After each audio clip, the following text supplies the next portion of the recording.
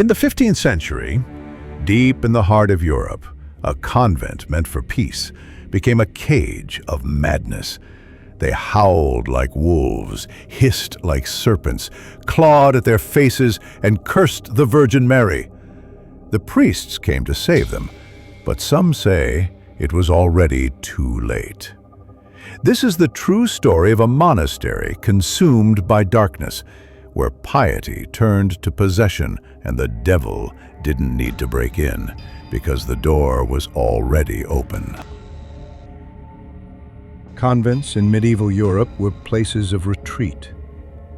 But for many girls, they were prisons. Some were given as infants by families who couldn't afford a dowry. Others were hidden away for disobedience, illegitimacy, or simply being inconvenient. They lived under rules that controlled every hour of their day. Silence was enforced, desire was crushed, and obedience was survival. Imagine growing up in such a place, never seeing the world, never choosing your fate. Now, imagine that cloister cracking, not from outside invasion, but from something festering inside. According to surviving records, it started with one nun. During morning prayer, she collapsed. Her body writhed, her mouth frothed, and she shrieked a Latin prayer in reverse. At first, the sisters thought it was an illness, but by nightfall, another nun was screaming. Then another, and another. Within a week, more than a dozen nuns were showing the same symptoms: convulsions, speaking in tongues, scratching crucifixes into their own skin, accusing priests of carnal sins they swore they hadn't committed. They said a black figure stood in the chapel at night. They said it whispered their names. Some claimed the devil came to them, not to torment them, but to comfort them. By now, the church had no choice. Local priests were overwhelmed. They called in exorcists from nearby monasteries, men trained to battle evil with ritual and force. Witnesses describe scenes more violent than holy. Nuns strapped to beds, screaming in multiple voices. Holy water boiling on contact.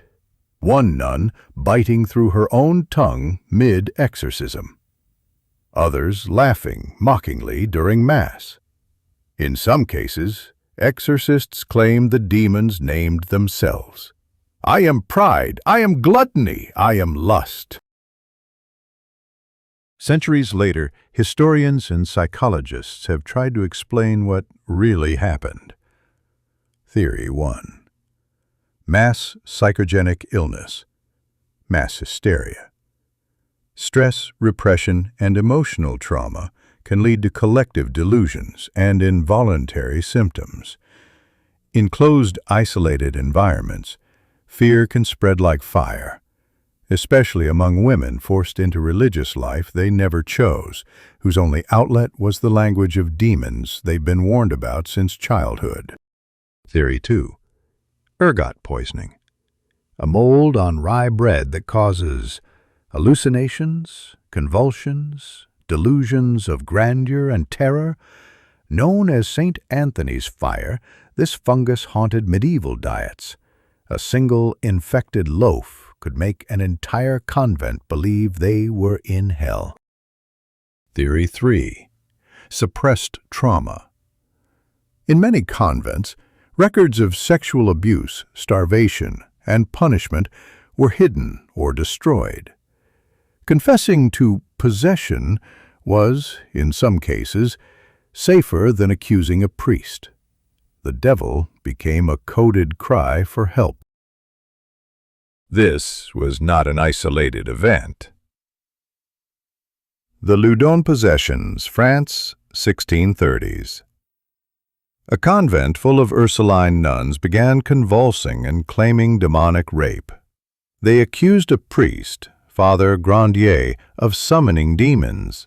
He was tortured and burned alive, screaming his innocence. The meowing nuns of France, a bizarre case where nuns began meowing daily for hours. They claimed they were transformed by a spell. The church eventually sent soldiers to beat them into silence. Italy, 17th century. A convent reported crawling insects under their skin, clawing at them from the inside. Doctors found nothing. The sisters claimed it was the devil, reminding them that sin always returns. The convent at the center of our story was eventually shut down. The surviving sisters were relocated. The building was abandoned, and the church quietly buried the reports. But rumors persisted. Locals claimed you could still hear screaming at night, that black cats gathered at the gates, that the ground itself was cursed. Over time, the monastery fell into ruin. Nature reclaimed it, and with it, the truth. The possessed monastery remains a cautionary tale, not just of demons, but of what happens when fear festers in silence, when a system denies choice, when suffering has no voice. Even the innocent can become monsters. Possession, perhaps, is not always from without. Sometimes the devil lives inside us.